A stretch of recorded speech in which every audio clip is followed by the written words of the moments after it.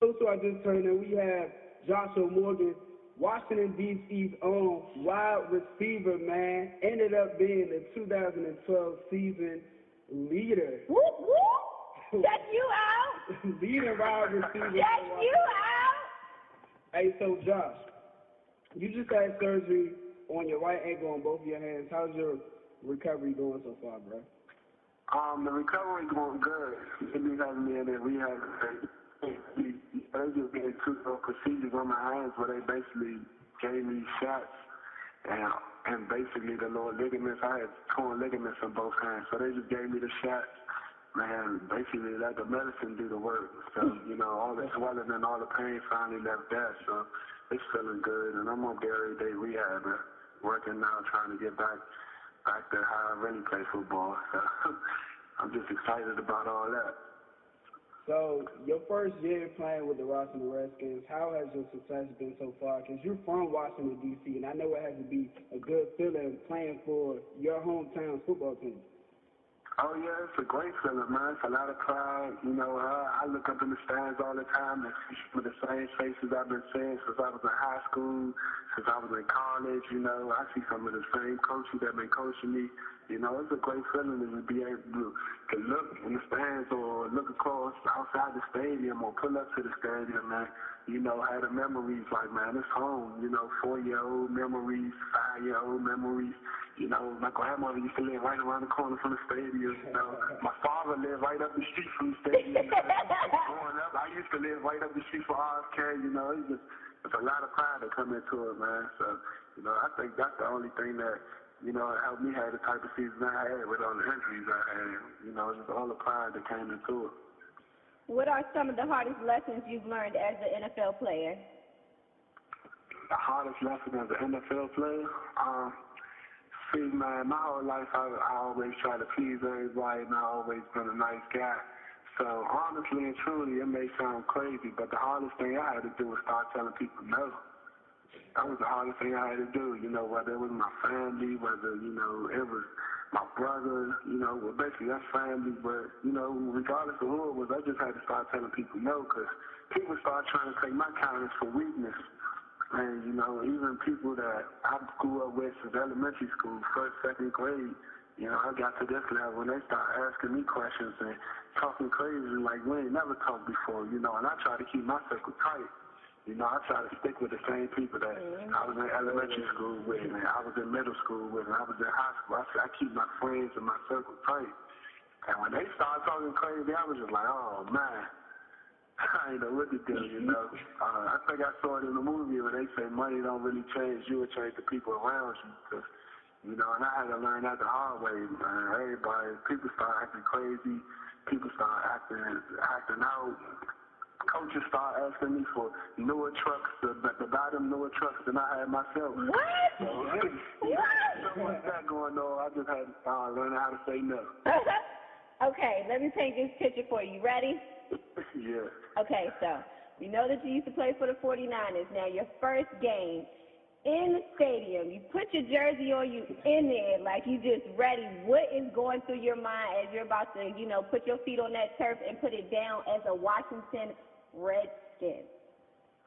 Man, honestly, I thought about that I wish, my grandfather and all my friends that I lost along the way, all my friends that have been having watching me, I just wish they would have been there to see it. And I know they was in having watching me, but that was the first thing I thought about because, I lost both of my grandfathers before they even saw me pick up a basketball or football. And, I remember everything growing up. My father, my homework in elementary school, my homework was to watch the Redskins game from that Sunday before.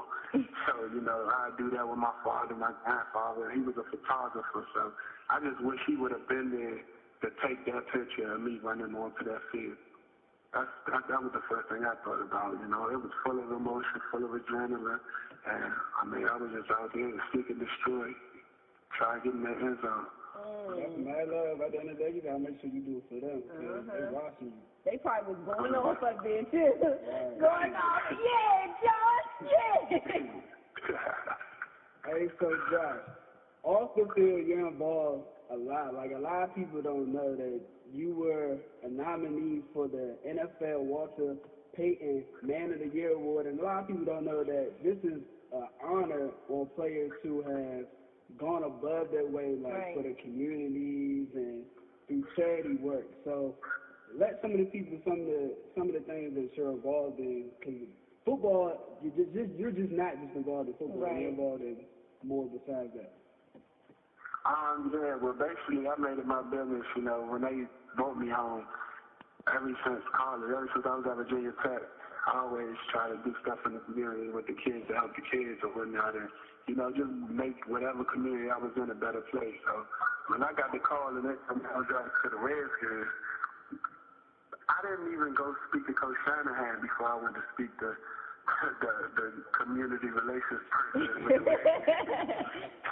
I went right to her and I just told her, man, I was like, look, I've been doing this. I just got this thing with it. It's just not, I feel like, you know, it's in me to just give back to these kids and try to help the people and try to put these kids in a situation that I never got. Because, you know, that's the main reason I do it. Nobody ever did it for me. Nobody ever did it for my brothers.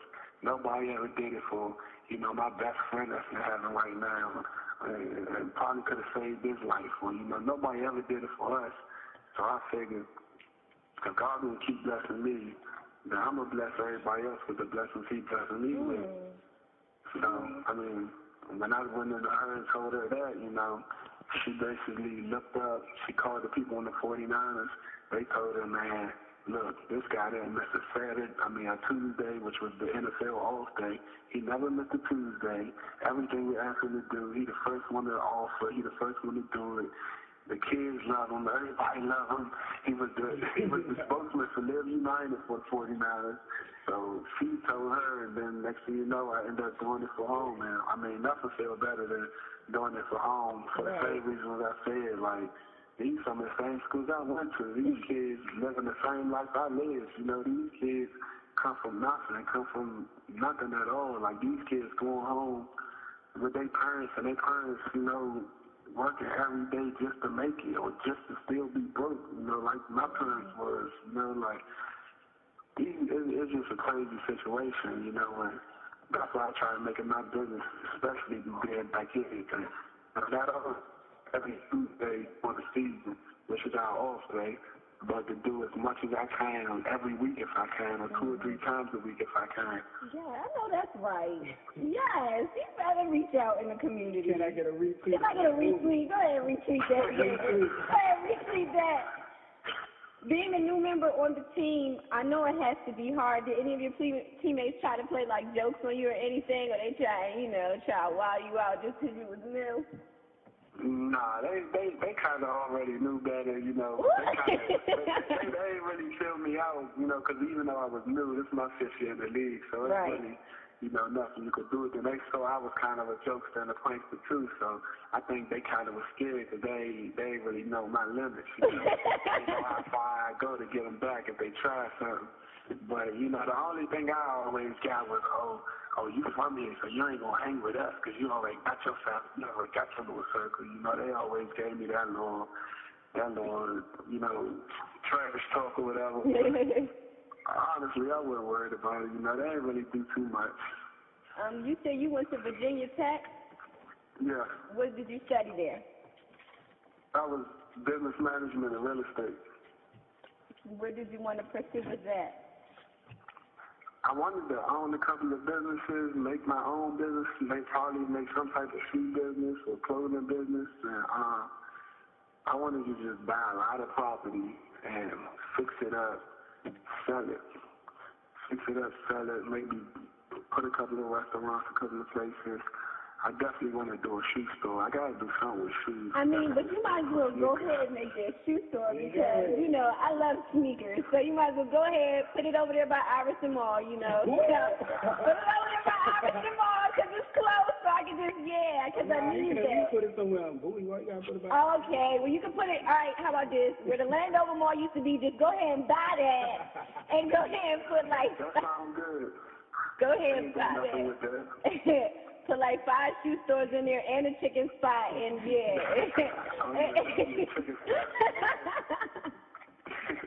Hey, so my last question, bro. What music are you currently bumping to right around the city? I know you got to be bumping to some of the hottest, latest artists out here right now. Oh yeah, I'm always stay home. I keep, I keep all his new stuff. I keep J. Cole new stuff. I keep Meek Mill. That was like Yeah, that was like the joke of the team. Even some of my coaches, they was like, man, you like the Meek Mill of football and all this. And I was like, no, that was their little joke. They used to call me Meek Mill. I never understood it, but that was their little joke. But I keep some Meek Mill, T.I. I like everybody. I love music. You gotta roll with the beat. But y'all ain't say Red Essence, though. Y'all ain't say Northeast Groovers, though. Y'all ain't say Northeast Groovers, though. O-I-E. Oh, yeah, okay. Anything from 2008 on, I can't do it. You had to at least listen to a TCB song here and there for us. Oh, yeah, I got TCB be doing their thing, but it's when they go to that old school version. Where they try to be on right. Yeah. Hey, so Josh Morgan, we appreciate you calling in taking to the time for the LesBake Show. You gotta go ahead and spread the word. For the yeah, I definitely got you. Hey, so we hope you have a good season, bro. We will be watching you. Keep Make sure you doing hook us up with some tickets real quick. Oh my God! Look, he just said he had time telling people no. See, look, you had a hard time telling people no. Oh, no, I got y'all. Just make sure y'all remind me, just y'all two, though. Bet. You already Remind know. me the day before the game. All right. Keep doing your thing in the community. Keep setting an example and being a role model. Like, it's a lot of football players who are out here. People don't understand what you do. We are so glad we had the opportunity to let everybody know that you're more than football. You're out here actually doing positive stuff in the community. Like, we behind you 110%, bruh. 115. Thank you. Appreciate it. All right, we appreciate it, bro. All right, thank y'all. Be blessed.